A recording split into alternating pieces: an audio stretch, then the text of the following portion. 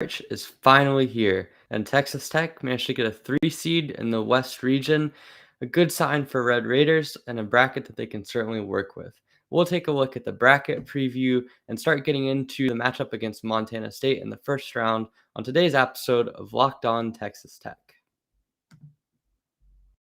Are Locked On Texas Tech, your daily podcast on the Texas Tech Red Raiders, part of the Locked On Podcast Network, your team every day.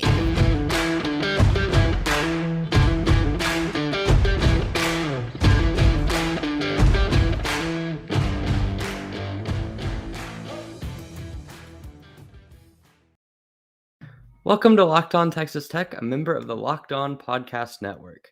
Thanks for making Locked On Texas Tech your first listen every day. We are free and available on all platforms.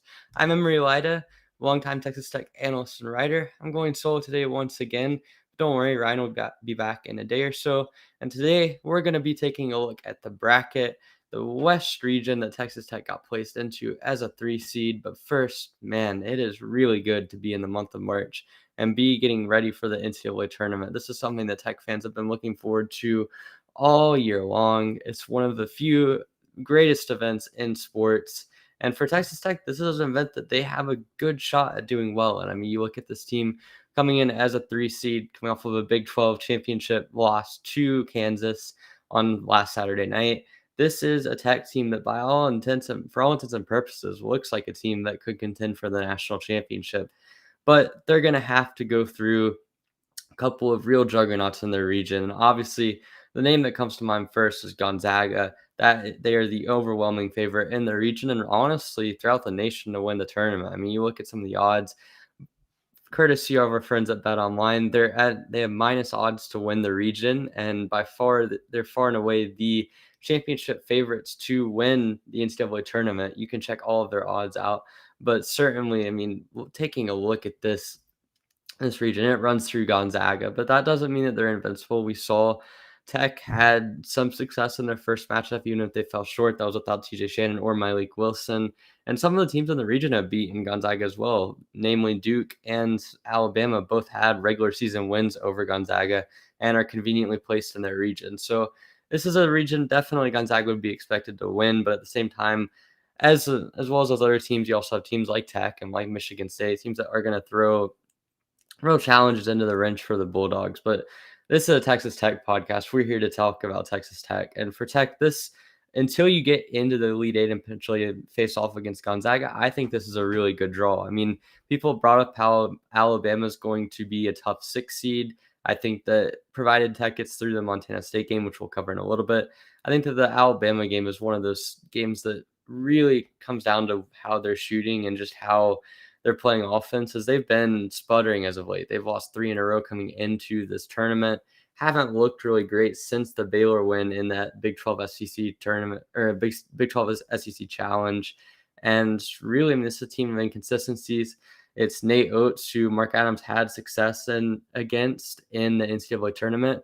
And really, for me, this Alabama team doesn't scare me as much as a couple of the other teams that Tech could have faced, like in Iowa, or even on the 7 line, like Ohio State, even if they've been struggling lately. I feel like they're kind of a unique style to prepare against. So this is an interesting matchup. I certainly would say that if Tech gets to the second round, Alabama's a team to watch. And then you have really the bottom pod, which I think is really going to be worth watching. And in that pod, you have Michigan State, Davidson, Duke, and then obviously Cal State Fullerton. First off, I don't see Fullerton defying all the odds and beating Duke, unfortunately, as much as it would make me smile. I don't think that they have the firepower to be able to beat the Blue Devils. But between Michigan State and Davidson, that's 2 really good teams. And for them to be in the same pot as Duke is interesting because you got Bob McKillop, the legendary coach for Davidson. You've also got Tom Izzo, obviously known for his expertise in the month of March, even if I think that recently that's been a little bit overstated. And just in general, you've got 2 teams that I feel like will match up well against the Blue Devils, and both of them are capable of making deep runs. Certainly, Michigan State has a really athletic roster, guys like Max Christie, AJ Hoggard. Both of those guys are going to be threats to whoever they play against. And then Davidson is one of the best shooting teams in the nation, led by Hyunjung Lee, one of my favorite players, as well as Foster Ware, who actually transferred from Michigan State. there's a lot of talent on that Davidson roster. And of course, you have the Duke Blue Devils, who are one of the most talented teams in the country, but have been perpetually overrated this year. And I think that really, I mean, it's going to come down to just how well they can get things set up in March. I mean, you've got guys like Wendell Moore that have been here before, but they're few and far between. And actually, Moore hasn't even played in a tournament, just the way that his career's gone down. Obviously, last year, Duke wasn't going to make the tournament before they left due to COVID. And then obviously, you had the pandemic year. So you've yet to see a Duke team in the last 2 years make the tournament. That means that most of their roster has no NCAA tournament experience. And so it's interesting for a team with a pedigree of Duke to be in that situation, but it's worth noting that still everyone in that sort of pod has a lot of talent, but that'd be a potential Sweet 16 matchup. I think you're going to see Davidson or Michigan State, whoever wins that first round matchup is going to put up a fight against Duke. I'm not sure if they'll win or not, but it certainly is worth watching. But on Tech's side of things, you start out with Montana State, and we're going to go into a deep preview. Obviously, I'm going to cover that on the last segment today, but certainly looking at Montana State's roster, this is going to be an interesting matchup for Tech. Certainly, they play a lot in the post, have some talented guys, have a lot of versatility on the perimeter, but not really in the style of defense that we see a lot in the Big 12. Not really an overly aggressive defense by any means. So Montana State's an interesting matchup. Don't really force a ton of turnovers. They're prone to committing fouls, and that's just some of the things to keep an eye out on. But really, I thought Tech kind of got a little bit lucky in their first round draw. I feel like the 14 through 16 seeds this year aren't quite as good as we've seen in years past. Outside of like a Colgate, I think they're the only really good 14 seed this year, and they're facing off against Wisconsin in the first round. So Tech dodged a little bit of a bullet there, but that was always going to happen. That's why you do good in the regular season. That's why you get yourself a 3 seed. It's because it allows you to have an easier first round matchup. Don't have to worry as much about potential upsets. Obviously, it's March, anything can happen, but not having to face teams, the really dangerous mid-majors, the Vermonts, obviously the South Dakota States, the New Mexico States of the world, that's going to go a long way towards helping the cause for Texas Tech. And really, the first round matchup against Montana State, it'll be interesting. Again, I'll cover that in a little bit. But then you get into the second round, you're going to face either Alabama, Notre Dame, or Rutgers. We'll know the result of the latter two by tomorrow or by tonight based off of who wins in the first 4 game. Obviously, I think both of those teams are capable of beating Alabama, but it's worth noting, I would still think that they're two of the weaker play-in teams that we've seen in recent memory. I don't think either of them have the upside that UCLA or Michigan State had last year, but who knows? Rutgers really shocked people this year with some of their wins and head-scratching losses, so anything can happen, but it just boils down to, I think the first weekend for Tech is going to be pretty straightforward. I think Alabama being streaky is the one thing that you really can't account for, but certainly Montana State, I think you match up favorably with. Alabama is going to be the potential upset there, but I feel like Tech could have gotten more unlucky with their draw in that sense. And then getting into the second weekend, you start projecting quite a ways out, but certainly I would like Tech in a matchup against Duke. I think they are one of the teams that matches up best against them just because of the perimeter outlook. If we get there, we'll cover that more extensively. And then obviously you've got teams like Davidson and Michigan State that are dangerous for their seeds, but certainly you would rather have them than having to face a 2 seed. So this bracket, really until you get to a potential Elite 8 matchup against Gonzaga, favors Texas Tech. And it's one of the brackets. I've seen people say that because they're in the West, it just doesn't work out for them. But I disagree. I think this is a really good opportunity. And I just think that you're looking at a team that can potentially get all the way to the Final Four. We've seen the defense be really good this year. We've seen the offense at times have huge games. So it's just going to be interesting to watch. I think Tech controls their own destiny and has a lot of potential. And I feel like the bracket sort of broke the right way outside of having to be in Gonzaga's region. But certainly, this is going to be a fun March Madness tournament to cover. I'm going to go into this next segment and talk about some of the Big 12 teams in the bracket. But first, I have a message from StatHero. Man, I love March Madness. I love filling out my brackets. I've already filled out multiple this year, but I can't remember the last time that I actually went deep or even won money. So this year, I'm hedging my bets with StatHero's NCAA Pick'em contest. StatHero's NCAA single game Pick'ems pits the star players against each other in an amazing hybrid between fantasy and sports gambling. Take control back from those handicappers that always seem to have an advantage no matter what you do. Start focusing on the players you know best with a gameplay that doesn't rely on big spreads, long odds, or funky props. StatHero gives you an advantage, resulting in the gamers winning 4 times more often. Why is that, you may wonder? Because StatHero eliminates the mystery about who or what you are going against. In addition to the pick'em games, they also have dozens of lineups you can come through to take on head-to-head. They simply post sets of players for you to take on with a set of players that you choose. StatHero is the easiest and fastest way to get your sports action fix. The simple, sleek gameplay will have you playing in minutes. This is what daily fantasy was meant to be. So sign up for free right now at stathero.com/lockedon and use promo code LOCKEDON for 100% deposit match. That's stathero.com/lockedon. Use promo code LOCKEDON for 100% match. stathero.com/lockedon, promo code LOCKEDON.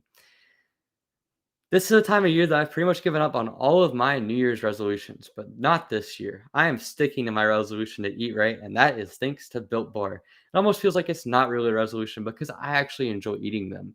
Have you tried the Puffs? If you haven't, you're missing out on one of Built Bar's best tasting bars. Puffs are the first ever protein-infused marshmallow. They're fluffy, they're marshmallowy. They're not just a protein bar, they're a treat, and they're covered in 100% real chocolate. Puffs are a fan favorite with some incredible flavors: yummy cinnamony churro, coconut marshmallow, banana cream pie. They're all so good. These are going to be your new favorite. All Built Bars are covered in 100% real chocolate. Yes, that includes the Puffs. 100% real chocolate. They're low calorie, they're high protein, and they replace your favorite candy bars. They are better than your favorite candy bars. A typical candy bar can be anywhere from 200 to 300 calories. So go to built.com and scroll down the macros chart, and you'll be blown away with the contrast with them. High protein, low cal, high fiber, low carb, and most Built Bars only contain 130 calories in addition to 4 grams of sugar, 4 net carbs, and a whopping 17 grams of protein. Compare that to a candy bar, which usually runs around 240, 30 grams of sugar, and dozens of net carbs. And the flavors, they're incredible. You've got mint brownie, you've got coconut, you've got coconut almond. And new this month, you've got the white chocolate cookies and cream. They're all delicious, and new flavors are coming out all the time. If they think a flavor might be good, they will make it. It'll be delicious and it'll be good for you. At Built Bar, they are all about the taste. And I don't know how, but they managed to make it taste good every single time. So go to built.com, use promo code LOCK15 and get 15% off your order. Again, that's promo code LOCK15 for 15% off at built.com. Thanks for making Locked On Texas Tech your first listen every day. Make sure to check out the Locked On bracket breakdown that went live on our channel yesterday, right here on Locked On Texas Tech, on both the podcast feed and the YouTube channel. They had college basketball experts Chris Gordy, our good friend Andy Patton, and betting expert Lee Sterling gave you in-depth breakdowns on every single matchup in the bracket. You can go ahead and check that out on yesterday's episode of Locked On Texas Tech. And speaking of the entire bracket, let's talk about some of the Big 12 teams that are in it, because I feel like this was a really interesting draw. You start out with Kansas, obviously being the 1 seed in the Midwest, really sort of broke out nice for them to end up not having to worry about potentially the 1 line or the 2 line with how the SEC teams lost, with Auburn obviously losing in the second round and Kentucky losing in the semifinals. Things broke the right way for Kansas to be on the 1 line, be unopposed in the Midwest. And really, I think that this is a favorable bracket for Kansas. I mean, you look through the rest of their bracket, they've got teams like Villanova, obviously, are going to be maybe the most difficult matchup for them. But certainly, this is quite possibly one of the most straightforward routes that you have in the NCAA tournament. I mean, Kansas, out of all the 1 seeds, I feel like got maybe the most straightforward bracket out of them all. Like, I mean, you're talking about a team here in Kansas that really just doesn't have to worry so much about the depth going forward. Actually, it wasn't Villanova, it was Auburn. Sorry, it's messed that up there. It was Arizona that has Villanova as their 2 seed. But even then, again, Kansas didn't manage to avoid the most difficult 2 seed in Kentucky. They had really not that difficult of a 3 seed line. I mean, you're talking about a team that end up getting the Wisconsin as the 3 seed in their bracket. And for me, that is quite possibly the most comfortable draw they could have gotten. I mean, Wisconsin analytically, not a great team. You've got Johnny Davis injured. You got the 6 and 11 there in LSU and Iowa State dealing with their own stuff. Obviously, LSU fired Will Wade, and Iowa State has really struggled on offense lately. As I mentioned, the 2 seed is Auburn, not Villanova. Again, that one was on me. But Auburn has struggled lately as well, as I mentioned, losing in the SEC tournament. They've lost 3 times in the last 3 weeks.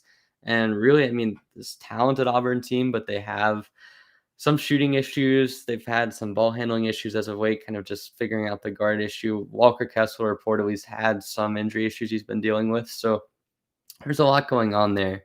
And then further down the line, I mean, you look at other squads. I mean, certainly in the first round, they're not going to have to worry too much about Texas Southern. In the second round, you've got San Diego State and Creighton. I think San Diego State, I mean, defensively, they're really intriguing, but offensively, they've struggled to put up points all season. Then they've got probably some of the more bipolar teams in their bracket. I mean, you've got Iowa and Providence as their 4 and 5. Providence is quite possibly the most bizarre contrast between a metrics and resume. I mean, you've got one of the best resumes in the country, coupled with a sub top 40 team as a 4 seed. And the Iowa is one of the best offensive teams in the country, but defensively really struggles. So they've got a lot of flawed teams in the region, but I think Kansas is probably the most likely Big 12 team to make a run. Obviously, you also have Baylor on the one line in the East region. They have Kentucky in their region as the 2 seed, which I think is probably the most dangerous 2 seed out there. Again, Villanova could be dangerous, but certainly this year it looks like Kentucky's been one of the most balanced teams in the nation. Then furthermore, I mean, in their region, they've also got North Carolina and Marquette. That's going to be a difficult second-round matchup. Obviously, no bias there whatsoever if UNC manages to win and face off against Baylor in the second round. But in general, this is probably a more difficult bracket than Kansas has to deal with. You got UCLA as the 4 seed. Obviously, last year their run was incredible, and they've struggled with health at times this year. You've got guys like Tyreek Campbell, Jaime Jaquez. You've got saying all of them have had some form of injury over the course of the season. So you haven't really seen the fully healthy Bruins roster for much of the year, but they're a dangerous team. Obviously, they've knocked off multiple ranked teams, and they've been in the hunt throughout the season. I think even though they're a 4 seed, they're a dangerous 4 seed at that. My question is their offensive efficiency. But for a team like Baylor that has really looked good, even with the sort of short rotation coming as a result of injuries, I think this is a perfect opportunity for them to get to the Final Four in New Orleans. I mean, certainly Kentucky is going to be the big challenge. Purdue, I'm really low on. I think that the fact that their defense has struggled so much throughout the year is going to come back to bite them. Obviously, they have Texas in their region. No challenge whatsoever. I think they lose to Virginia Tech in the first round, but we'll talk about that in just a second. So it really breaks out well for Baylor, and I think that's just something to look out for. But I mean, of all the Big 12 teams, like I said, Kansas is most likely to make a Final Four run. I think Baylor, their bracket's a little bit more difficult, but I also have a lot of confidence in what Scott Drew's done down the stretch of the season. Even if they lost in the first round of the Big 12 tournament to Oklahoma, they've still got a lot of talent on their roster. They've still managed to really play small ball well. I think that's one of the things with JTT going down, it sort of forced them to play more with Sohan at the 5, and I think it's worked out pretty well for them. So Baylor's got a good chance. Texas in that same region as a 6 seed going up against Virginia Tech in the first round. Yeah. Virginia Tech's one of the best shooting teams in the nation. They're red hot right now. Texas cannot get out of their own trouble. So I'm going to take Virginia Tech in that one. Just my personal thoughts. If they don't get beaten by Virginia Tech, they'll lose to Purdue. This is not a very talented Texas team relative to those teams.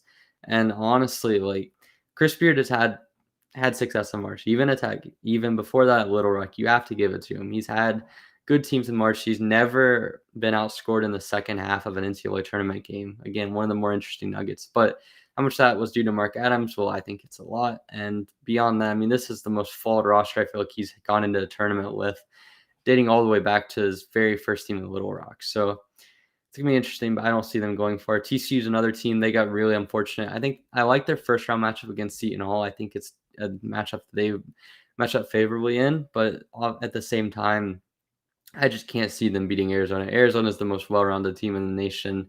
Got both a lot of perimeter athleticism, a lot of interior ability, and they play probably the most balanced style of offense that you're going to find. So it's going to be difficult for the Horned Frogs to get past the second round, but we'll see on that one.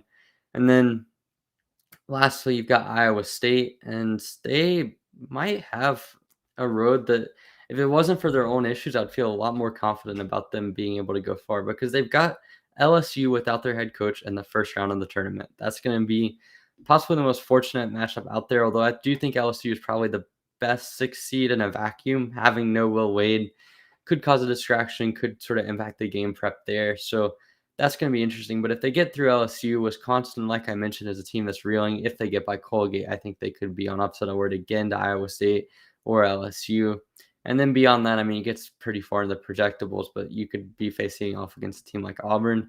So I actually think if Iowa State can get their offense figured out and if Brockington's able to hit shots, I could see them making the Elite Eight. But that's the all outright like farce I can see. And I also think that relies on a lot of projections. So Iowa State's got a pretty easy path, but at the same time, I just can't see them getting everything together and making that far. But rooting for the Cyclones, and we'll see how it goes. But I know I've talked enough about the rest of the Big 12. It's time to talk about Texas Tech basketball and their matchup against Montana State. But first, I have a message from Rock Auto. This episode is brought to you by Rock Auto. With the ever-increasing numbers of makes and models, it's now impossible for your local chain auto parts store to stock all the parts you need. Why endure often pointless or seemingly intimidating questioning and wait while the person behind the counter orders the parts on their computer while choosing the only brand their warehouse happens to carry? You have computers with access to rockauto.com at home and in your pocket, instantly accessible. So you can save time and money when using Rock Auto. You can choose to spend even 100% more for the same parts at a chain store or a car dealership, or you could just go to Rock Auto. So Rock Auto, it's a family business serving do-it-yourselves for over 20 years. Their prices are reliably low for each customer. They have everything you could possibly think about for a car. They have brake parts, tail lamps, motor oil, new carpet, spark plugs, you name it. So we encourage you to discover your own car parts needs, discover how Rock Auto can help, and share it with everyone you know. So go explore their easy-to-use website today to find the solution that your own auto part needs. Again, go to rockauto.com right now and see all the parts available for your car or truck. Right, locked on in their How Did You Hear About Us box so they know we sent you. Amazing selection, reliably low prices, all the parts your car will ever need. rockauto.com is the best you can find. So, Texas Tech, 3 seed in the NCAA tournament as they were in the Big 12 tournament. In the Big 12 tournament, they made it all the way to the championship finale. If they do that again in the NCAA tournament, I think a lot of Tech fans will be happy.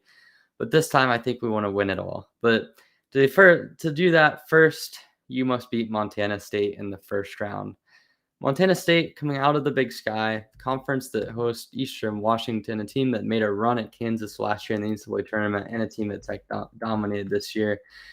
Montana State went 27-7 this year, although I think the Big Sky is not a good conference. You look at their Q4 resume, and that tells you all you need to know. 22 of their 34 games were against teams that were in the fourth quadrant, and that's not even taking into account the fact that they also faced 2 Division III teams. So they are not a team that has had a lot of competition this year. Only 2 Q1 games, those being against Colorado and South Dakota State. They lost both of those games, although the Colorado game came in overtime on the road, so that was pretty impressive. But all in all, this is a Montana State team that in a lot of ways kind of fits into the ideal 14 seed for Texas Tech to face.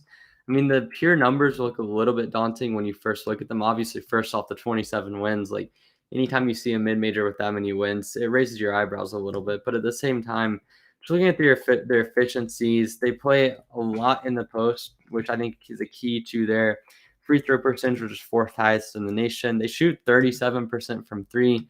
But one key factor to keep an eye out on is they really don't shoot them that much. They're only 221st in the nation. And really a lot of their attempts come off of the action coming from within the post, which I feel like is going to be harder to get given Tech's athleticism on the inside and also given the fact that they're more likely to double off of the ball and force more difficult passes, which watching the tape, Montana State did not have to execute nearly as many difficult post passes as what you would find in your average Big 12 game. And I think that's the biggest thing for me is the level of competition difference between this Montana State team and what they had to face every night and what Texas Tech faced in the Big 12 is incredible. And I know that sounds cliche-ish, but at the end of the day, if you watch these games, if you watch some of the teams that Montana State faced, there was a lot less help coming on drives. Everything seemed to move a lot slower. And I think that's one thing that you see oftentimes in mid-major games. I will say a lot of the commonalities between teams that have made these upsets in years past is they've faced teams that were really difficult at the start of the season, or they've had 1 or 2 juggernauts in their conference that played like high major team. I mean, look at Oral Roberts last year. They had teams like South Dakota State and North Dakota State in their bracket or in their conference, and they also had to face off against teams like Arkansas and Oklahoma State in the first round. You look all the way back to Lehigh or Florida Gulf Coast, they each had to face difficult teams over the course of their regular season.